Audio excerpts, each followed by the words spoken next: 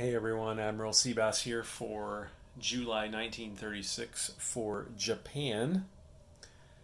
Here's their purchases. They start with $16, by the way. So they're going to buy a tech roll for $2, two Marines for $4. They're going to upgrade a minor factory to a major for $5, and then they're going to save $1. So let's go ahead and do this technology roll. And let me go ahead and pay that to the bank so we don't forget to do that. And let's come over here, zoom out. Okay, so Japan, as part of the free tech roll, they got long-range aircraft, stage 2. So they're going to go for stage 3, which they need a 7 or higher for. And they got a 2, so that's a fail. So now we're going to have combat movement. I'm going to have combat movement this turn. I'm not going to invade China, but I am going to engage in a border clash with the Soviet Union, which you can do from the start of the game. So here's what we're going to do. We are going to border clash with Vladivostok here, which has 2 Soviet infantry units. And we are going to border clash from eastern Manchuria. And we're going to go in with these 2 guys, this cavalry. But we're also going to go in with some planes. Because these planes, I'm not attacking China this turn, so these planes I need to get over to mainland China anyway. They might as well go over here and support this border clash. And I'm pretty sure you can do this. If you can't use planes for border clash, let me know. But I'm pretty sure you can. The rule says Japan and Soviet may engage in border clashes. Either side may attack units on the other side of a jointly held border in one round of combat. Neither side may capture territory from the other. It doesn't say anything about being limited to only land units. So I'm going to fly this tactical bomber there from an airbase, this fighter, this tactical bomber as well, and that's going to be it. I could take these planes in, but this should be enough. Oh, you know what? We'll take one more. The fighters, the tactical bombers hit higher. Tactical bombers hit higher, so we'll take this one in from this carrier. And we'll take him in here too. Like that. And so let me get some fuel gauge markers here. I think all of those have 3 movement points left. So let me just find a 3 here, and then we will be good to go.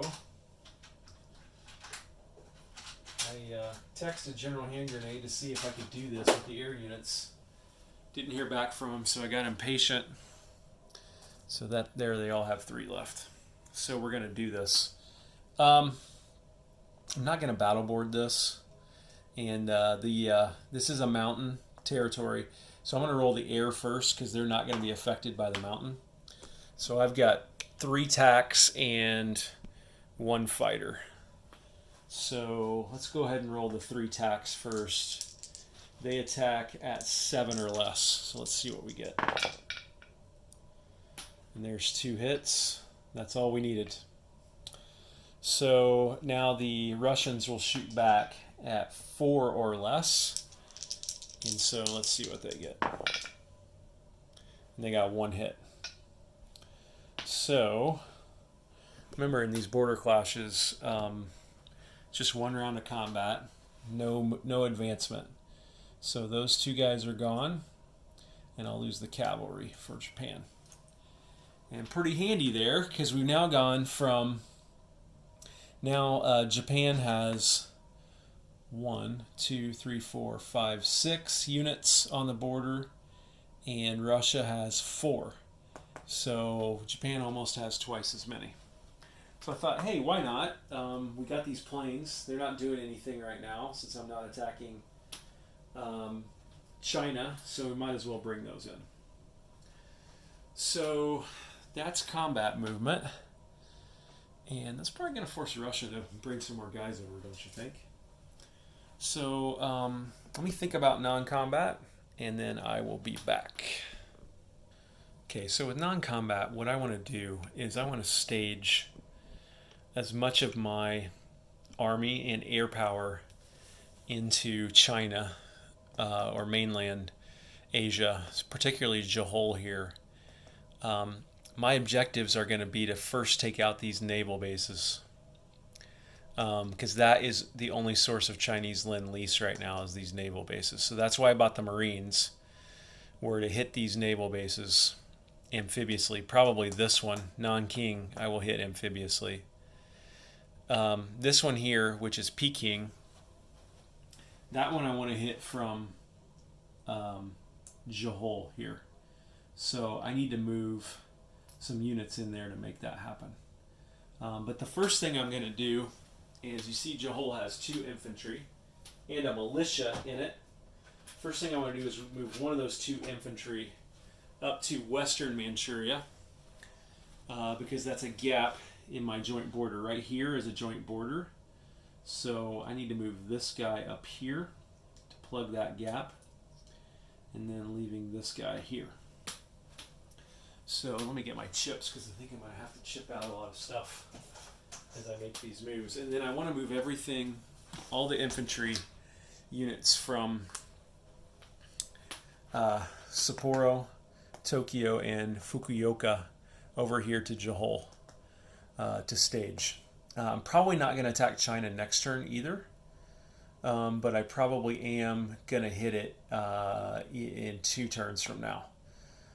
So I got 3 transports here, and by the way, also Japanese destroyers can take 1 infantry as well. So this destroyer here will scoop up this guy in Sapporo and deliver him right here, which is connected to Johor. So I'll put 1 ship down under this guy in Johor. And then those 3 transports are going to scoop up. So I got 3 transports here. They're going to come over here as well, like this, after having scooped up this motorized, this infantry, and this infantry. And I know that's a little bit of overkill, but they're going to be delivered in here to Johor as well. So we'll have a motorized and 2 more infantry in there, which I'll put chips in for, into Johor. And those guys are all ready to hit Peking at a future turn. Where'd my guy go? There he is. And then, let's see, what else should I do? I'm just going to move this cruiser back to here just to keep him out of the way for now. I'm going to move the coastal sub.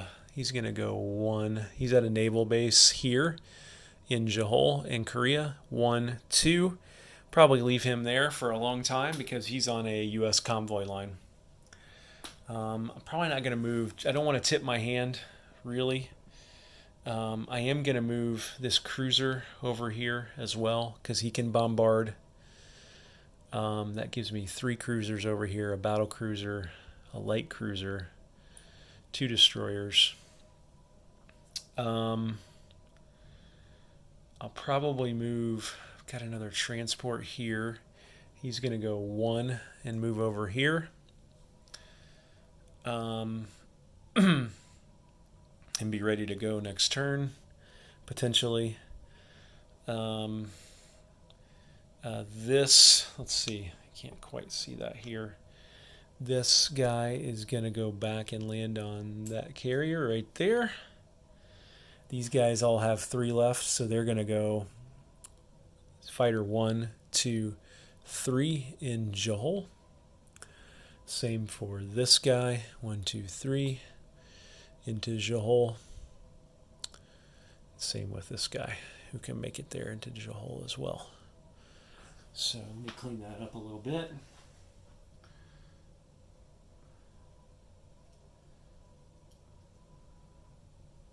So you can just kind of see, I mean, I'm telegraphing a little bit, right, what I'm going to do. But I think the Chinese player is smart, and he knows that these naval bases here and here are very strategically important for Lend-Lease. And that those will be prime strategic targets for the Japanese to attack. And oh, actually, this guy, see this fighter right here? He's going to go 1, 2, 3 and land in Korea at that airbase. So I think that's about it. I'm not going to do anything with that sub there. I don't want to telegraph too much what I'm doing. I guess I could move these guys back here to support the assault on China as well. Eventually, and can't move these guys. By the way, now I've got 1, 2, 3, 4, 5, 6, 7 versus 4, so that's not quite enough to get that victory point for now. Just need one more unit there, and we'll have it. Soviets are going to have to respond to that at some point, but maybe they'll wait. You never know. So how are we doing with the Japanese victory conditions? Japan doesn't have 50 IPP. They don't have midway weight Guam, Carolina, and Marshalls. They don't have 2X Soviet units, and they don't have the raw materials countries. So they have 0 victory objectives at the end of their turn, which I told you guys I was going to be tracking these. I forgot to show you the Russian. They don't have any yet either. So Japan here starts with 0 as well there. So now that we're done with non-combat, I think now we have put units on the map or the production chart, deliver Lend-Lease, and collect income. So let's go over here. Let's grab these 2 Marines, and let's bring them over here, and let's build them right here in Fukuoka at this major factory. And then, so I paid for those. Let me put that money in the bank. And then I've got I'm going to upgrade a minor to a major. And that's going to be right there in Johol. That minor factory is going to be removed and replaced with a medium factory, which can now build 3 units. So that's done, and now let's collect income. Japan is at 16, right there. So they saved $1. They're going to collect $16, which I'll get from the bank down here,